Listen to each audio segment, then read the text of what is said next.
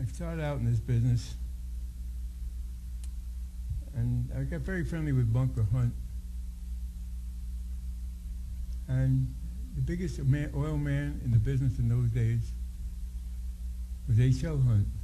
And he said, "How would you like to go up and meet my dad?" God, meet your dad, my God. I was tongue-tied. Took me up to him and he said, "Son, you're starting out in this business." I said, "Yes, sir." He said, "Teach you one thing. You always remember this." He said, "The guy that drills the most has got a chance of coming up with the most."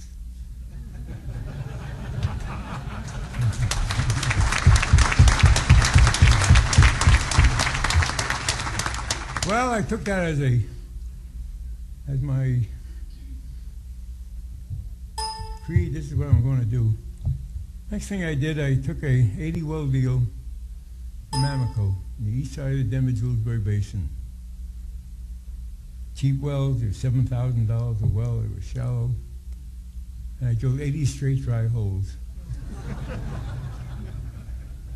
I was talking to myself. I figured there's no oil left in the United States. So now every Sunday I took the kids. We used to drive to the supermarket, load the supermarket up with goodies for the week, and then we stopped off in the gas station to get the car filled. I took the nozzle, put it in the car. Didn't work. He said, pull over there. He said, "Try the other one." My wife looks at me in her nice little way. "You can't even find oil in a gas station."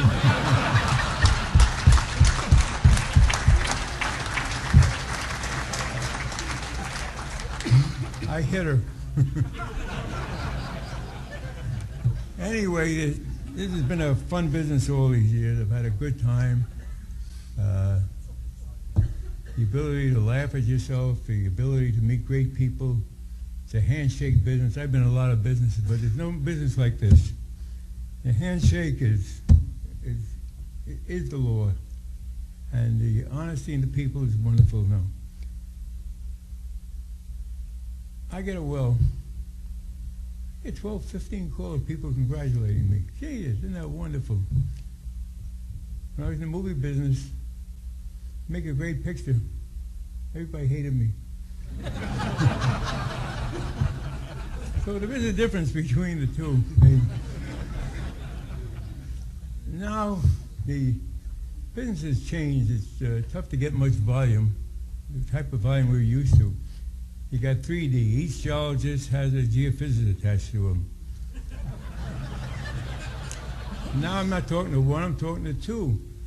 Then a third guy gets in and gets his opinion. So you're waiting for 3D, you're waiting for this, you're waiting for the seismic to come in, you're waiting for to reassess the seismic. And it's just tough to get volume out today.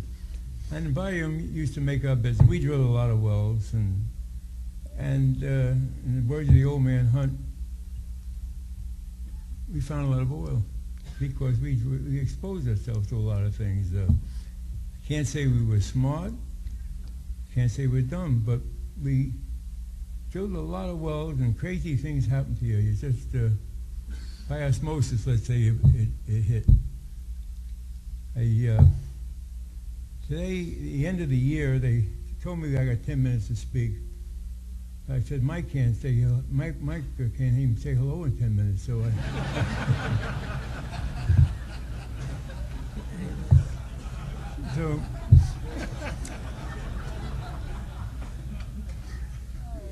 So I want to tell you a few things that, first of all, the year ending was the first time I've seen this in the history of the business. And this goes back for 60 years. There was no rush at the end. The rigs were down. There was no rush. No money to be spent. This and that. And everybody sat there. There was no action. And everybody said, "What's the answer to it?" Well, if I was brilliant, I'd give you an answer. But I'm not brilliant. I'm going to give you an answer. And the main thing is that the economy had a lot to do with it. The business is a cycle. Sometimes it stays up higher, and times get good, and sometimes it gets lower, and times they bad, but it always goes around. So we saw a bad year at the end. So what? Need a product, the oil prices are high. It's still a great business. You got to walk with your head high and say, God dang, I'm glad I'm in it. Years ago, I had a young geologist come to see me. But our manager down in New Orleans came to see me. He said, I want you to take a look at this kid's prospect. I said, why? He said, he's pushing it on me and I don't like it. I said, well, that's a great start. I said, let me make up my own opinion if you want me to see it. So I went to the boy, and the boy was a nervous little Nelly.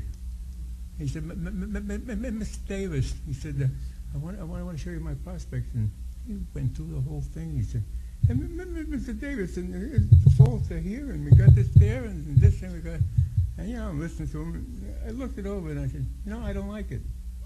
I don't like it. I said, look, son, do something else. It's too complicated. It's too cut up by faults. I can't understand it. I don't think you can understand it. Well, I went down a couple of weeks later in New Orleans, and the manager said, this guy's going to drive me up a tree. He said, would you talk to him one more time? I said,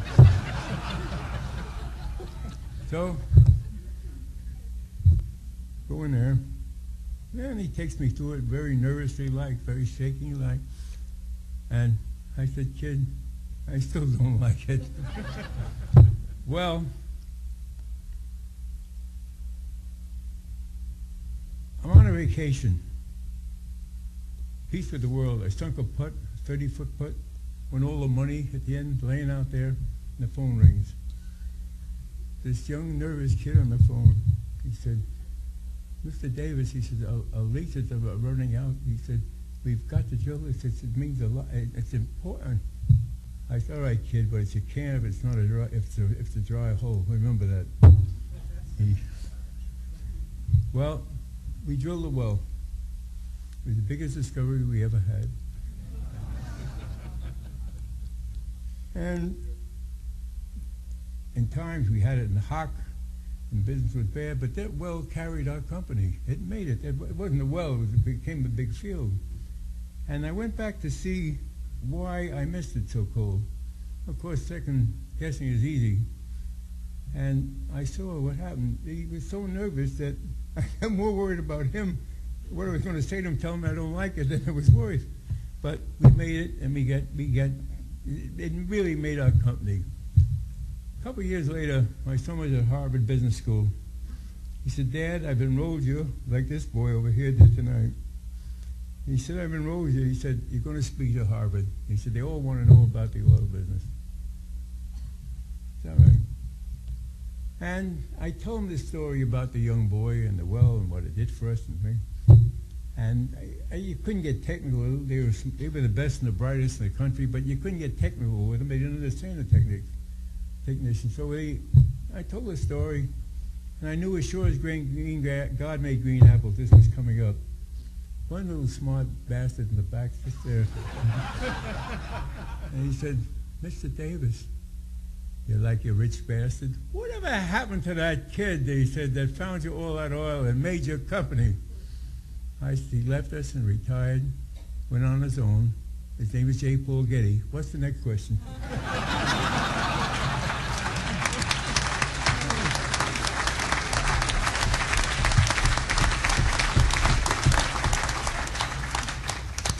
So, all I can tell you, it's been excuse me, I had a sore throat tonight. It's been a lot of fun, met a lot of great people, and they've been successful, and I'm now the rich bastard. So I thank you all for coming, and you didn't come for me, but you came for some great speakers and some guys that were more knowledgeable than I'll ever be in the business. And thanks a lot. Enjoyed it all. Hope to see you soon again.